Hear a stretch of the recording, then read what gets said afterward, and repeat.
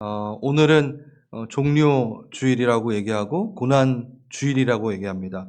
고난주일이라고 얘기하는 것은 고난주간을 앞두고 있기 때문에 고난주일이라고도 얘기하죠. 종료도 주일이라고 하는 것은 예수님께서 예루살렘 성을 입성하실 때 군중들이 종려나무 가지를 흔들었죠. 승리의 상징인.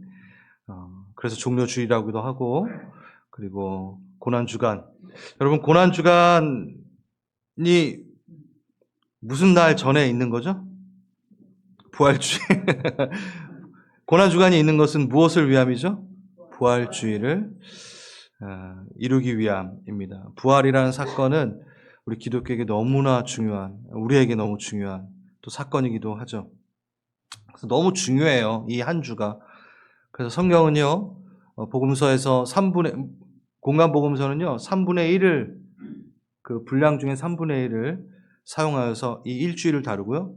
우리가 지금 배우고 있는 요한복음은 반이 다 이 마지막 일주일을 다루고 있습니다. 그러니까 정말 중요한 일주일이라는 거예요. 그 주일을 우리가 기념하는 주의 시작, 첫날인 거죠. 이 주간은요, 예수님이 십자가에 돌아가시면서 그 직전 한 주에 고심하셨던 그 고난을 준비하시면서 심적, 육적, 영적 모든 그 고통을 우리가 기억하고 그것을 따라가는 겁니다. 정말 중요한 것은 이거에서 끝나면 안 돼요. 이게 왜 일어났는가에 대한, 예수님 때문에 일어난 게 아니라 나 때문에 그걸 하시는 거죠. 대속, 그분이 대신 하는 거예요. 그러니까 그 고난은 내 거고 내가 해야 되는 건데 그분이 대신 하신 거잖아요. 그런데 졸면 안 되죠. 근데 아무 생각 없이 이 한 주를 보내면 정말 우린 파렴치한 사람들인 거죠.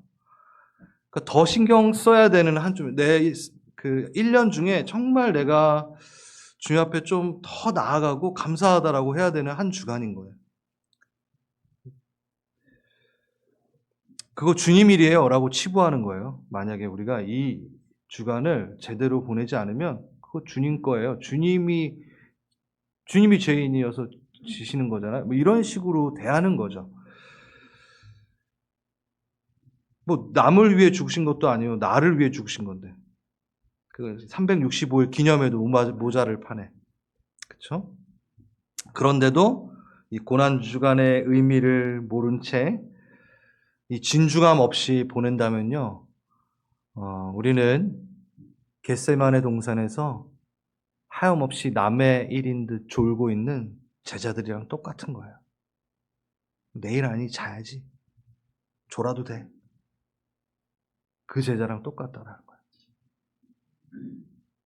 그리고 졸다가 무슨 일이 벌어지는지 모르니까 도망치는, 예수님 혼자 놔두고 도망치는, 그거 내일 해결하려고 하시는 건데 내 것 때문에 거기에 피땀 흘려 눈물 흘리시는데 나는 도망가는 그런 제자가 되는 거죠.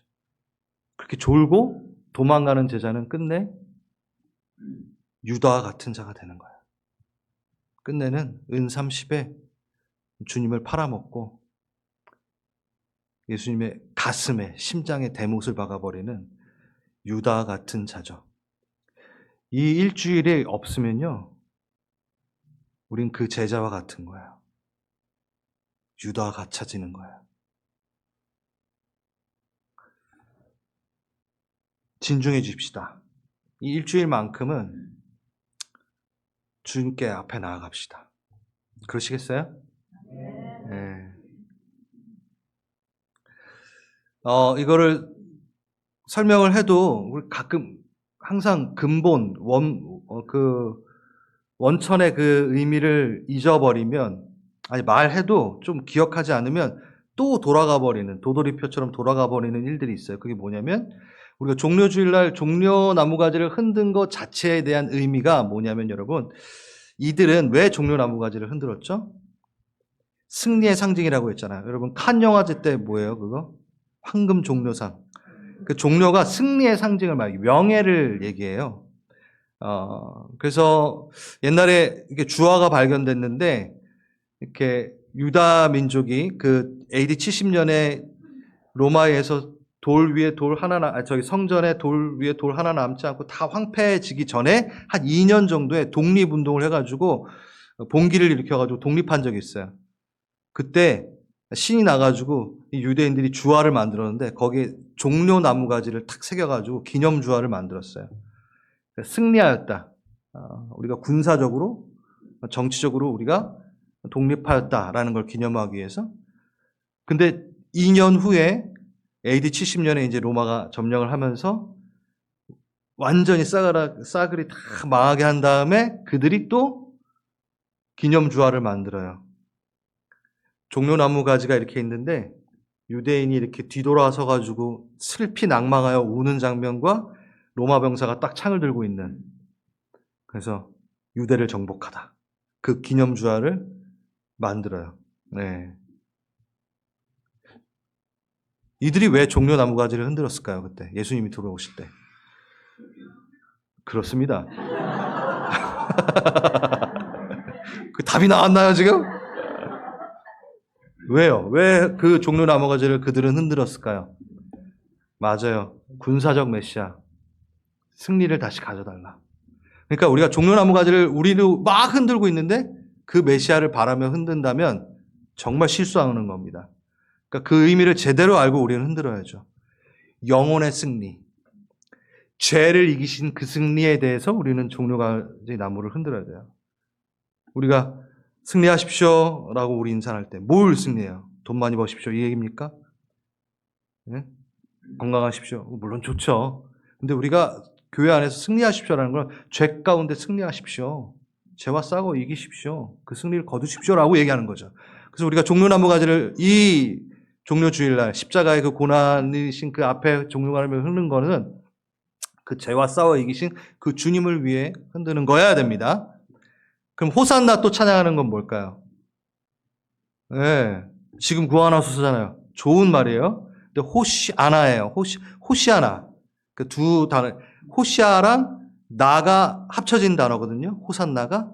그 호시아나는 호세아, 예수와 예수님 구원을 뜻합니다.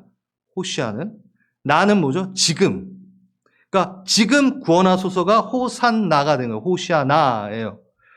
그럼 이들은 그 호시아나를 왜 불렀죠? 지금 당장 내 앞에 있는 거 해결해줘. 독립해줘. 근데 뭐? 십자가에 달려?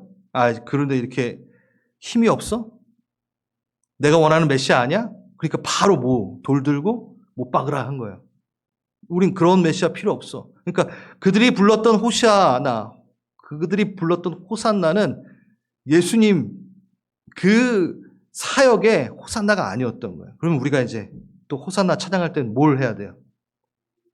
네. 주님께서 우리를 위해 구원하신 그거에 대해서 감사함으로 호산나를 외쳐야겠죠. 네. 그래서 우리가 기억해야 됩니다. 종려주일 날 흔드는 그 종려나무 가지와 호산나. 우리는 기억해야 되고 이해해야 됩니다. 그러기 위해서는 이 고난주간을 잘 보내야 돼요. 이 고난주간을 잘 진중하게 주님 앞에 그 십자가를 묵상함으로 보낼 때 우린 부활을 기쁘게 맞이하게 됩니다. 자, 보세요. 여기서 우리 종려나무 가지 흔들면서 막 주님 입성하셨습니다. 막 찬양해요. 오늘 막 찬양하고 여러분 고난주간의 진중함 없이 다음 주일날 딱 오죠. 완전 싹 잊어버리고 딱 오죠. 근데 그날 뭐 할까요? 주님 부활하셨습니다. 또 찬양해요. 그 중간은 어디 가요? 그 중간이 없는 사람은 이래요. 언제 돌아가셨대? 무슨 일 있었대? 주중에? 갑자기 부활하셨네? 이렇게 돼버리는 거예요. 자, 이제 말씀 시작하겠습니다. 아직 말씀 안 시작했어요. 야, 오늘 시간 내에 또 못. 자, 작년 종료주일에는요, 왕의 입성에 대해서 집중하였습니다. 왕이 들어오시는 것. 그래서 그 길에 쓰임받은 세 가지를 통하여 그 왕이 입성하는 것이 중요하다라고 전달해 드렸어요. 새끼 나귀를 받고 길에 펼쳐진 겉옷을 받고 호산나 찬양을 받고 이게 다 메시아를 예표하는 그것에 대해서 나타내는 거였다라는 것. 저도 다시 봐서 이걸 1년 전 걸 들춰보면서 이런 말씀을 전했었구나 이러더라고요, 저도. 여러분 더 기억 안 나시겠죠? 그래서 또 할 수는 없고, 예, 오늘 돌아가셔서 작년 것도 한 번 더 들어보시고. 그래서 오늘은 이 왕의 입성보다는 작년 걸 똑같이 할 수 없으니까 이번에 우리의 태도, 이 종료주일의 우리의 태도에 대해서, 우리 자세에 대해서 좀 얘기를 하겠습니다. 그 순종의 길을 걸으시는 그분과 함께 순종의 길을 같이 걷는, 자발적으로 걸으신 그 순종의 길에 우리 강압적으로 순종의 길을 걷는 게 아니라, 복종하는 게 아니라 순종의 길을 걷는, 그것을 좀 보기 위해서 나귀와 나귀 주인에 대해서 얘기할 겁니다. 여러분 익히 들어보셨을 거예요. 이 부분은 좀 짧게 전하면서 이걸 다뤄야지만이 정말 다루고 싶은 오늘의 메시지가 나오기 때문에 이걸 좀 다루겠습니다. 나귀 주인이 나귀를 제공합니다. 그럼 그거는 그냥 탈 것을 제공한 정도가 아니라 메시아가 오심에 대한 구약에 오래전부터 예언되어 있던 것들을 성취하기 위해서 쓰임 받는 거죠. 뭐죠, 여러분? 스가랴서 보시면, 네, 이게 예언된 겁니다. 내 왕이 내게 임한다. 그 공의로 구원으로 베푼다. 겸손하여 나귀 타고 오신다. 네, 누가? 메시아가. 그리고 온 열방 가운데 화평, 샬롬을 전하는 이다 라고. 그러니까 그게 나야 라고 예수님께서 하시기 위해서 그 새끼 나귀를 타시는 거죠. 근데 여기 안에 새끼 나귀, 이 나귀를 만약에 나귀 주인이 안 줬으면은, 물론 딴 나귀 타셨겠지만 그 예언이 성취가 되지 않는 거죠. 그래서 드림으로, 나귀 주인은 드림으로 그 엄청난 하나님의 사역에 동참하게 되는 일들이 있는 거죠. 순종함으로. 예. 보잘것없는 나귀를 타셨어요. 겸손의 상징으로 나귀를 타셨다라고 하면 좀 말이 좀 잘 생각해야 돼요, 여러분. 나귀는요, 이 당시 겸손을 상징하는 그 동물은 아닙니다. 나귀 새끼를 타셨기 때문에 겸손하다라고 얘기하는 거지, 나귀는요, 왕이 탔던, 그리고 귀족들이 탔던 말이에요. 이 이스라엘 지형은 어떨까요? 평원을 막 달리는 큰 말이 유리할까요? 아니면 낙이나 조랑말, 힘 좋은 낙이나 조랑말이 더 편의에 맞고 잘 사용됐을까요? 답을 다 말해드렸는데. 네. 그래서 다윗이요, 재입성할 때, 압살롬에게 당하고 재입성할 때 나귀를 타고 들어와요. 나귀를 보내요. 네. 그러니까 우리는 지금 나귀니까 아우 초라해 이렇게 자꾸 생각하는데, 나귀는 귀족이 타는 거였고, 그리고 그 나귀는 이스라엘 백성들에게 뭐예요? 자가 나귀가 있는 사람은 부자한 거예요. 그럼 제가 이걸 왜 얘기하냐면, 대부분 뚜벅이로 사셨던 우리 예수님께서 한 번도 뭔가를 타신 적이 없는데, 기껏 타봤자 이제 맨날 고깃배만 타셨는데 처음으로 나귀를 타신 거예요. 왕으로 입성하시는 부분들. 근데 그 새끼 나귀를 탐으로 더 겸손함을 표현하시며 평화를, 칼과 창으로 오시는 분 아니 백마 타고 오시는 분이 아닌 우리 민족의 왕으로 오셨다라는 걸 보이기 위해서 새끼 나귀를 타는 거죠. 그럼 이 새끼 나귀를 서슴없이 드린 사람은 그의 드림이 보잘것없는 나귀를 드린 게 아니라 재산 목록 1호 자기 자동차를 드린 거예요. 자, 여러분, 주님께 자동차 들으실 수 있는 분. 내 차는 꽂았으니까 줘도 되겠다. 그러면 안 돼요, 여러분.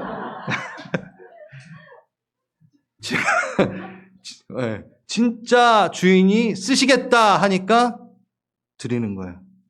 진짜 주인이 나타났으니까 청지기가 드리는 거죠. 내가 묶어놨던 거 풀어드리는 거예요. 내 거 아니에요 라고 드리는 거. 이게 순종의 길의 시작입니다. 그리고 예수님을 등에 태우고 가는 나귀는 또 어떤가요? 이거 재밌잖아요, 이 얘기. 막 사람들이 환호를 막 하니까 예수님을 태운 나귀가 자기에게 환호하는 줄 알고 갑자기 앞발을 하고 들면서 그 영광을 취할 때 어떻게 되죠? 예수님이 등에서 떨어지시겠죠. 우리가 만약에 새끼 낳기라면 우리의 삶 안에 주신 하나님의 영광들, 잘됨, 풍요로움, 그리고 또 주목받음, 그것이 내 힘으로 됐다. 오늘 제가 헌금 설교할 때 그 얘기 했잖아요. 내가 잘하여 벌었다. 내가 잘하여, 내가 잘 투자해서 영리하게 해가지고 내 재산을 내려놨다. 그러고 있는 거죠. 자신의 삶에 주목받을 일, 칭찬받은 일이 예수님 제외하고 내 힘으로 하였다. 라며 나귀처럼 앞발을 트는 거예요. 사람들이 본인을 환호한다고 생각하고 당신이 했다라고 말할 때 내가 했지 하면서 그땐 예수님이 낙마하시는 거죠. 그게 바로 이 십자가의 길 가운데 우리가 범하는 우입니다. 드리지 않을 수 있고 아까워서 제상 목록이로 절대 못 드려. 네. 주님 앞에 앞발을 들며 하나님 나에게 하신 게 뭐 있습니까? 내가 다 했죠. 라고 하는 이 우를 범하는 게 고난 주간 앞에 그렇게 우리가 살아왔고 이 우를 범하지 않기 위해 점검하며 기도하며 나아가는 주간이 바로 이 시간이길 우리가 바라는 거죠. 자, 그러면 이러한 우를 범하지 않기 위해서 우린 뭘 해야 될까요? 뭘 해야 될까요? 그 얘기를 할 겁니다. 여러분, 이 행렬이 어디서 멈췄는지 아시나요? 어떤 이유로 멈췄는지. 이건 잘 다루지 않는 건데 한번 봅시다. 38절 이르되 찬송하리로다 호산나 평화의 왕이여 막 이렇게 찬양하고 있어요. 그때 바리새인들이 와가지고 참 얘네들은 항상 이렇게 제자들에게 책망하소서 입 다물게 하여 뭐 이런 당신 메시아도 아닌데 이렇게 얘기한 거예요. 그러니까 예수님이 뭐예요? 돌들이 찬양하게 하리라. 네, 누가복음에서는 이렇게 얘기하고 요한복음에서 다른 복음서에서는 어린아이의 찬양으로 너의 그 말을 그 적대시하는 말을 없이 할 것이다. 막 이렇게 그것도 성경을 응하게 하시기 위해서 그 시편의 내용들을 탁 얘기하시면서 그거 작년에 했던 거예요. 그렇게 찬양이 계속 호산나 호산나 하는 그 소리를 듣고 나귀를 타고 가시다가 그 행렬이 멈춰지게 되는 장면이 나옵니다. 왜 멈춰졌죠? 41절 가까이 오사 성을 보고 우시며. 여러분 좀 상상을 해보세요. 나귀 타고 가십니다. 막 바리새인들은 시기하고 있고 조용히 시키라 그러고 아이들은 막 떠들면서 찬양하고 있고 군중들은 막 찬양하고 있어요. 그리고 성에 가까이 가고 있어요. 그 행렬이 그 찬양이 순간 정적을 이룹니다. 멈춥니다. 왜요? 왜 멈췄을까요? 다 왔으니까 끝 이게 아니었어요. 예수님이 우셨어요. 우셔서 이 행렬이 멈춥니다.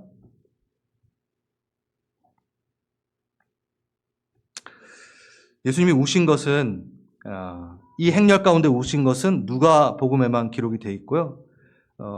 성경에 예수님이 우시는 장면이 2번 나오는데 우리가 곧 하게 될 이제 요한복음 나사로 거기서 이제 또 우셨죠. 왜 우셨냐요? 왜 우셨냐? 42절을 봐야 돼요. 이르시되 너는 같이 읽어볼까요? 시작. 오늘 평화에 관한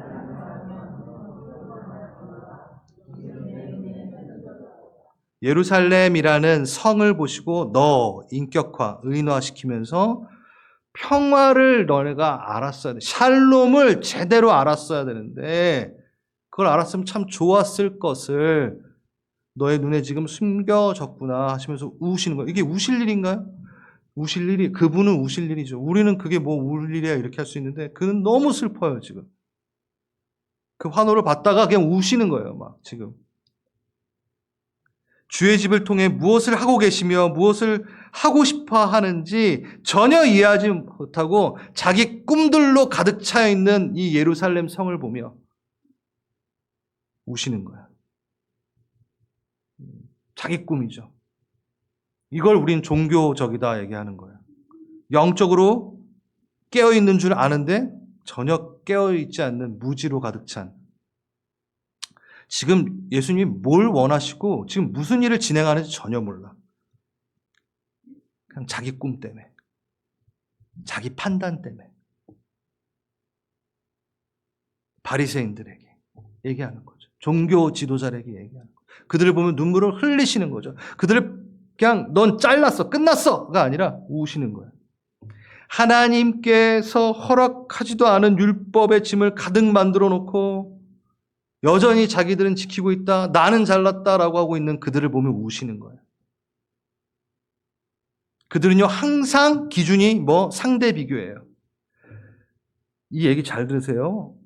바리새인들이나 종교 지도자들이 왜 혼이 났냐면 그들이 열심히 주님을 따랐고 율법을 지켰고가 아니에요. 계속 제가 이걸 많이 말씀을 드립니다.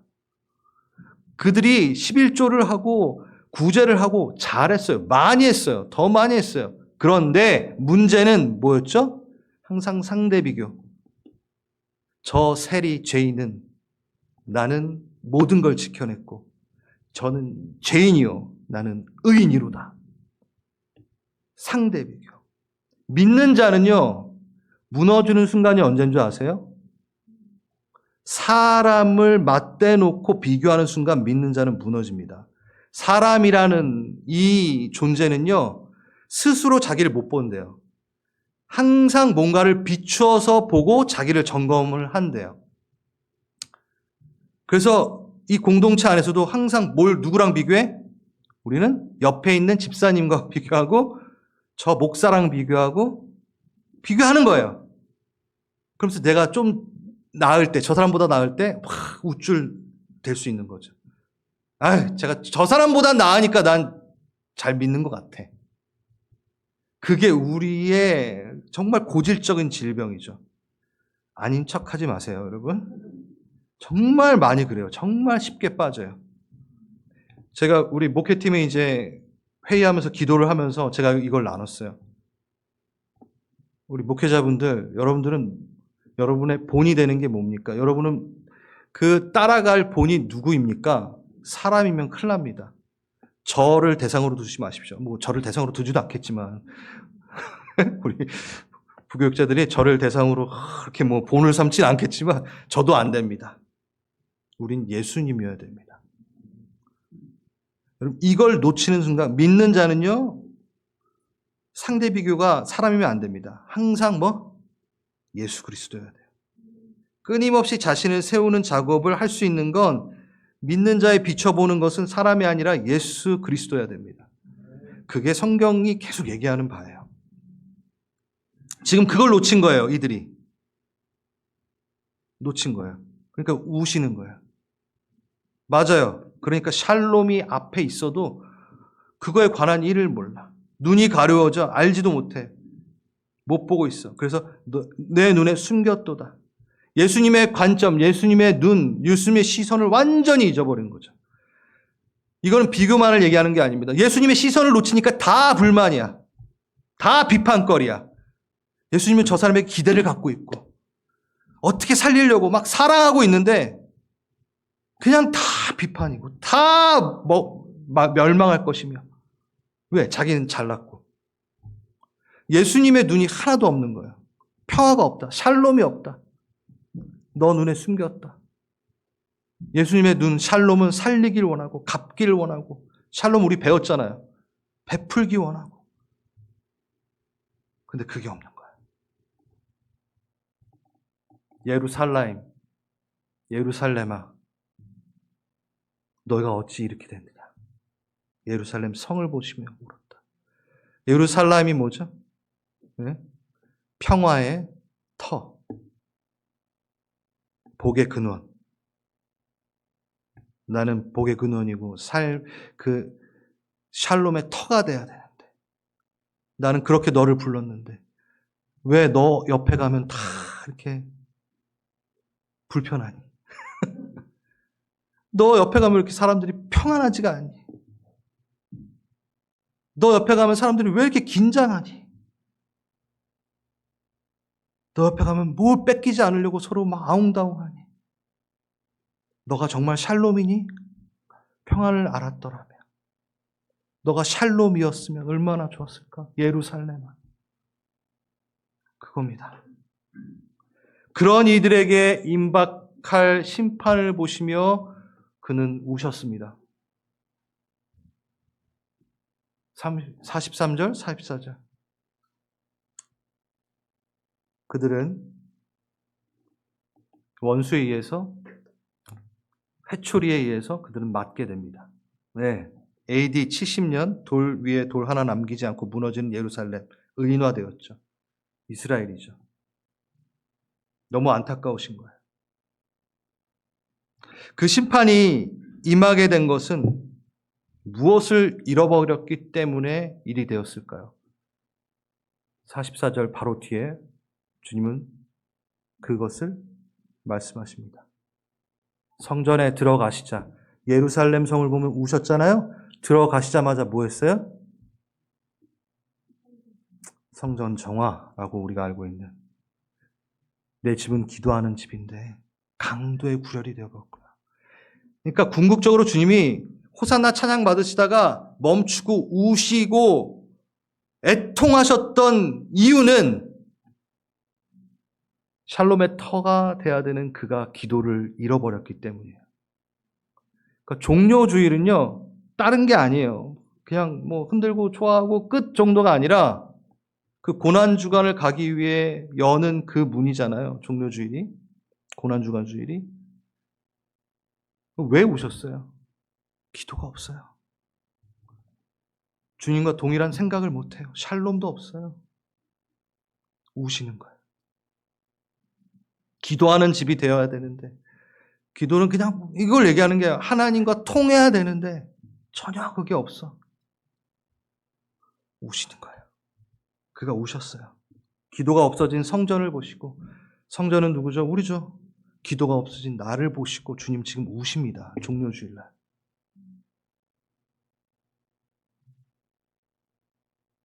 하나님의 집, 하나님의 처소, 이 시대의 교회는 기도가 핵심일 수밖에 없습니다.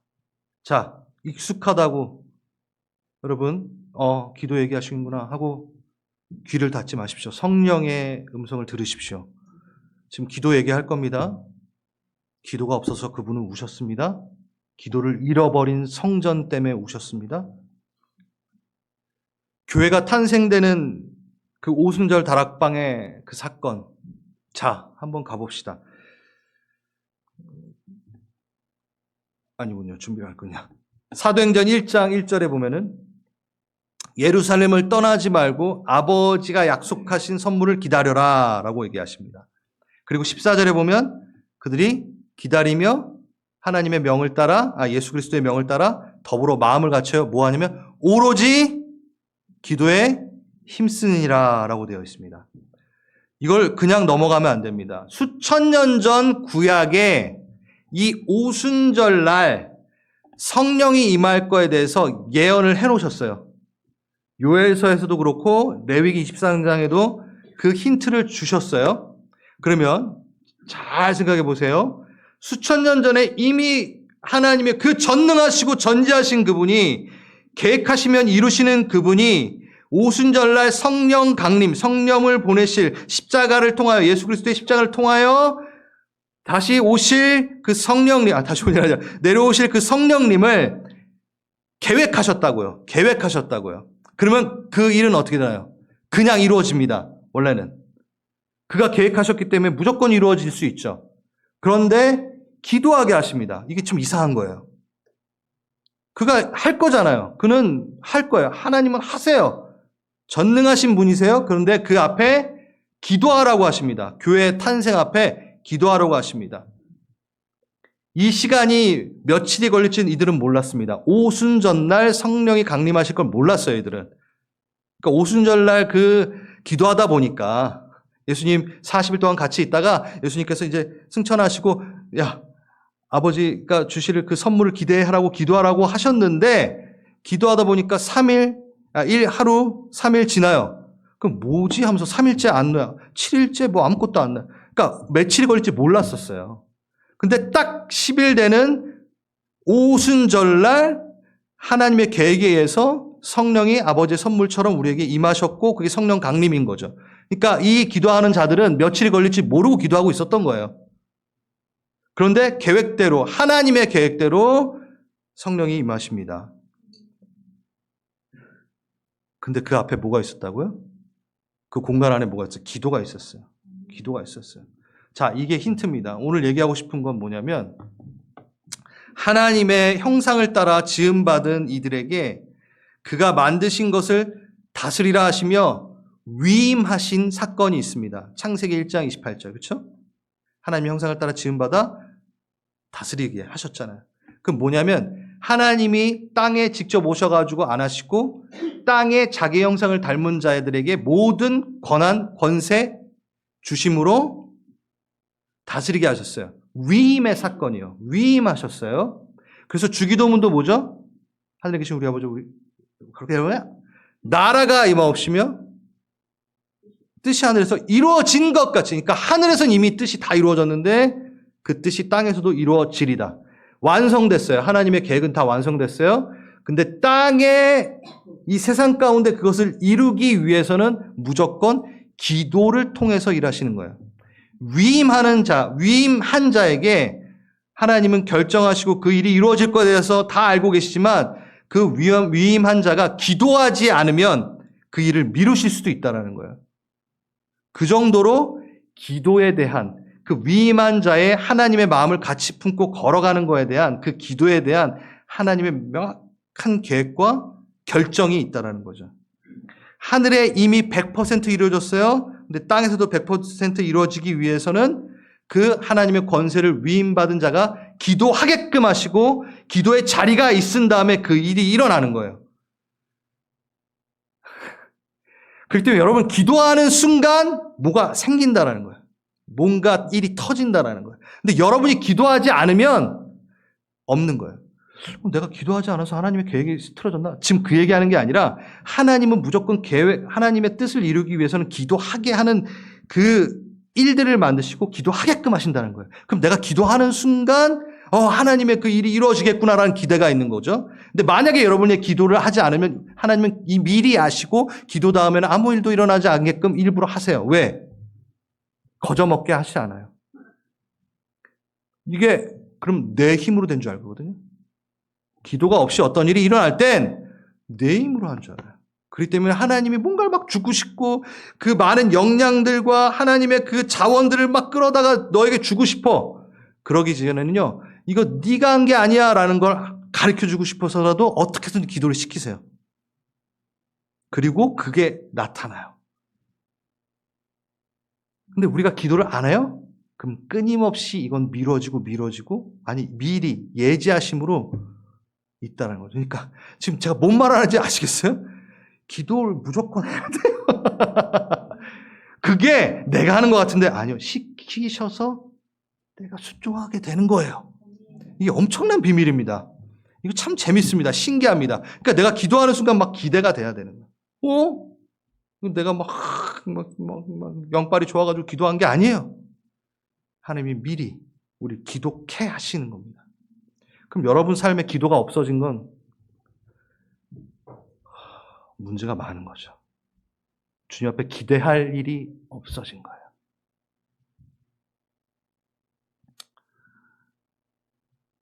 전 정말 우리 교회가 기도하길 원합니다. 우리 교회 그 새끼 나기처럼 엄청 주목받고 있는 거 아세요? 여러분들은 잘 모르실 수도 있겠지만 정말이에요. 네. 우리 새 가족 오실 때마다 다 저희 유튜브 보고 소문 듣고 오시잖아요. 예배가 너무 좋고 말씀 너무 좋고 너무 좋아요. 그러면서 오세요. 그리고 어떤 목사님은 우리 교회를 실시간 교회를 보시고 나서 그 다음 오후 예배를 드리신대. 정말 재밌는 일이에요. 주목받고 있어요. 근데 우린 여기서 기도하지 않으면 우리가 한 거라고 생각을 하겠죠. 우리가 잘했어. 찬양팀이 잘했어. 리더들이 잘했어. 아니요. 기도 없으면 말짱 도루묵 됩니다, 이제. 우리 이거 다 예수님이 하신 거고 예수님 때문에 된 거잖아요. 그런데 이제 이제 좀 배 좀 찼어? 그러면서 기도를 쉬는 순간 언제 무너질지 모릅니다. 리더분들 다시 기도 시작합시다. 다시 모여서 기도합시다. 우리 모든 성도님들 기도합시다. 저 불안해요. 잘 되니까 불안해요, 솔직히.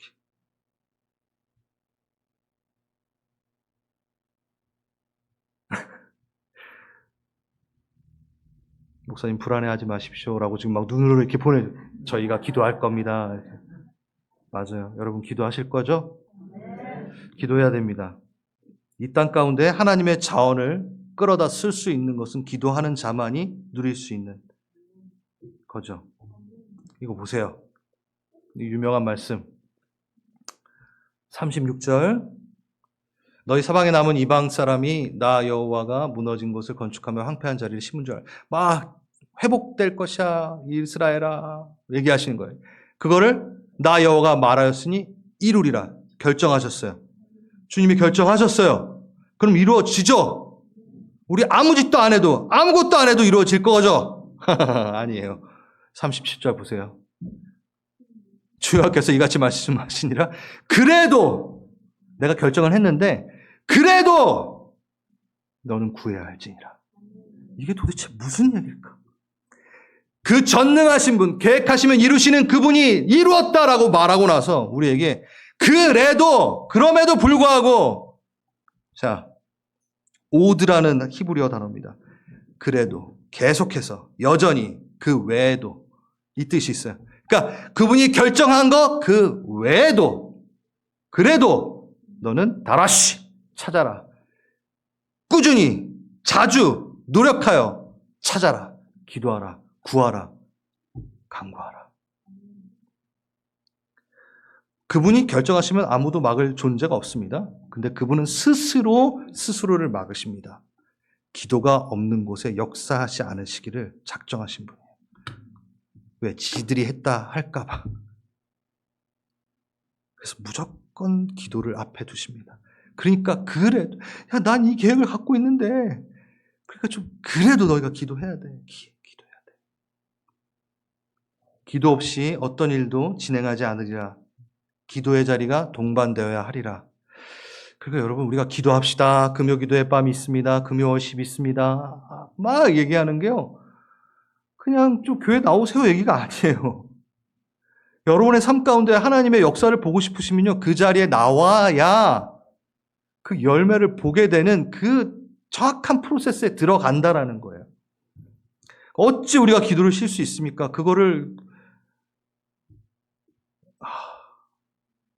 익숙하여 맨날 들었던 거니까 그러면 안 돼요. 기도해야 됩니다. 그래서 오늘 종료주일, 고난주일, 부활절을 앞둔 그 일주일, 그 행진을 멈추지 않고 걸어가시는 그분을 따라 걸어갈 때 기도 없이 따라갈 수 없다라는 것을 기억하면서 여러분 이번 한 주간은 말씀 안 끝났어요. 이번 한 주간은 유튜브 알고리즘을 따라 살지 마시고 알고리즘을 따라 삶을 사는 게 아니라 성령을 따라 사는 삶을 살기 위해 제가 몇 가지 정말 이번 주는 제대로 된 실천 적용을 그냥 입에 넣어드리겠습니다. 자, 여러분 어떻게 기도해야 되냐면요. 이 한 주간은요. 내 고난 말고 주님의 고난에 집중합시다. 여러분 유튜브 보면요. 기독교, 고난 이렇게만 쳐도 다 뭔지 아세요? 내 고난. 다 내 고난 얘기예요. 내 고난을 어떻게 헤쳐나가야 됩니까? 왜 이 고난을 허락하셨습니까? 주님 왜 이러십니까? 다 이 얘기예요. 고난 치면 예수님 고난 안 나와요. 그러니까 우린 너무 내 고난에만 집중하지 예수님의 고난을 집중하는 때가 너무 없어요. 그러니까 부탁드립니다. 이번 일주일만이라도 내 고난에 집중하지 마시고 예수님의 고난에 집중해보는 시간입니다. 그리고 제가 묵상 구절을 일부러 예수님이 이 땅 가운데 계셨을 때 마지막 일주일을 따라가는 그 구절로 짜놨습니다. 기도하면서 촘촘히 등장하는 그 등장인물을 자기에게 투영시켜서 한번 따라가 보시기 바랍니다. 그 생각 없는 백성들이 돼보시고요. 향유옥합 여인이 한번 돼보시면서 부활절 음식도 준비해보시고 요한으로, 베드로로 난 졸지 않을 거야 다짐하시면서 저 졸고 있는 제자들을 보면 난 저렇게 되지 않아야지. 가룟 유다가 되지 않을 거야. 종교 지도자들의 그 모습을 반영하면서 투입시키면서 반면교사 삼으면서 묵상하며 가요. 묵상합시다. 아멘. 그 다음 이거 너무 중요합니다. 수, 목, 금요일 날 이제 이게 진짜 굿프라이데이라는 말이 이게 웨스턴 용어지만 좀 전 마음에 너무 안 들어요. 그의 고난이 나에게 선함이 되었다. 그 말은 좋죠. 근데 그가 너무 아프신데 금요일 날 막 십자가에 달리셨는데 굿프라이데이 이게 좀 이상해요. 저는 솔직히. 우리에게 선한 일이 된 건 맞아요.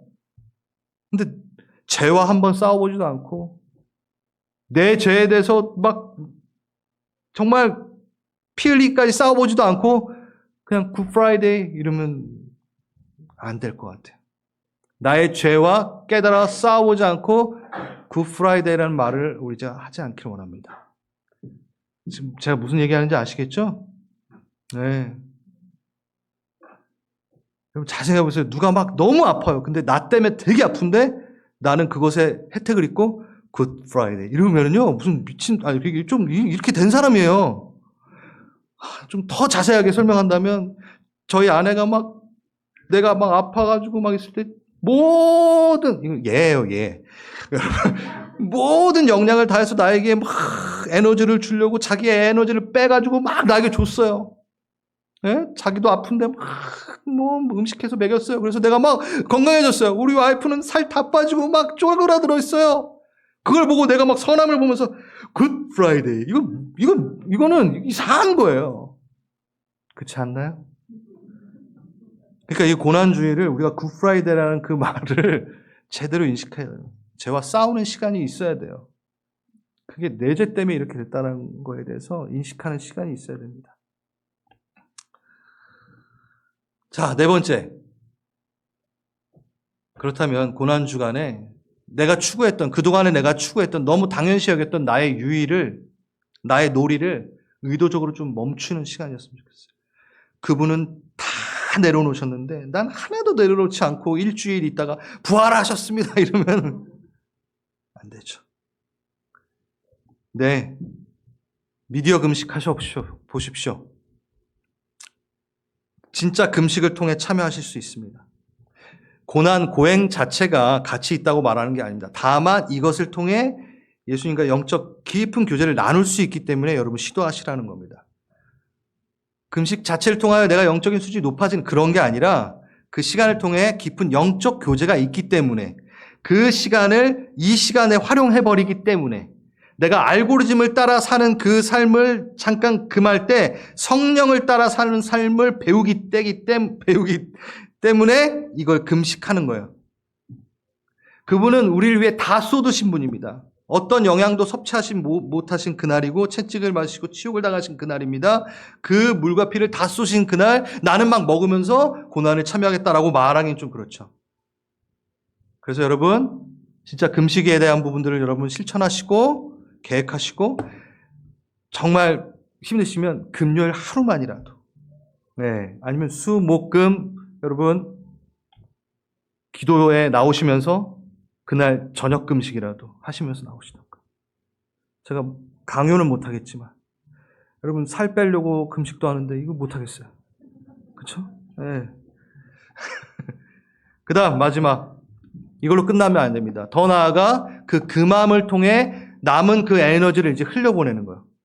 이거는 나만을 위해 버리는 것이 될 수 있거든요. 금식 자체가 나만을 위한 게. 근데 내가 금하는 어떠한 시간, 내가 금한 그 어떤 시간이 남을 거 아니에요. 그럼 그것을 영적 자산으로 흘려보내는, 내가 만약에 한 끼 안 먹었어요? 그럼 그것을 누군가에게 전할 수 있는, 이 개념 아시겠죠? 금하고 끝나는 게 아니라 그 남은 에너지를 흘려보냄으로, 가품으로, 샬롬으로, 우리 수요 예배 때 했던 거, 샬롬으로 보내는 그 일주일이 되길 간절히 바랍니다. 그래서 우리가 일주일 후에 만나면 절대 안 되죠. 자, 수요일, 목요일, 금요일 만나고 부활주일날 딱 만났을 때 진짜 기뻤으면 좋겠어요. 그 고난에 참여했고 죄와 싸워봤고 그 주님의 십자가에 눈물 흘렸고 정말 깊이 주님을 묵상하고 그 십자가에 감사를 한 자들이 주일에 모였을 때 어떨까요? 막 신이 나는 거예요. 그게 부활주일이 돼야죠. 뭐 주중에 무슨 일 있었대? 예수님 언제 돌아가셨대? 이러시면 안 되죠. 그래서 우리가 구체적으로 주님 앞에 나아갔으면 좋겠습니다. 감난산에 주님 홀로 들고 다니는 제자 안 되길 바랍니다. 그가 왜 우셨는지 기억하십시오. 기도하는 집이 기도하지 않았기 때문에 그는 우셨습니다. 그분 울게 마시고 혼자 울게 두지 마시고 쓸쓸히 혼자 울게 두지 마시고 같이 웁시다. 그 한 주가 되길 간절히 바랍니다. 네, 이렇게 말씀 마치고 다 함께 일어나셔서 기도합시다.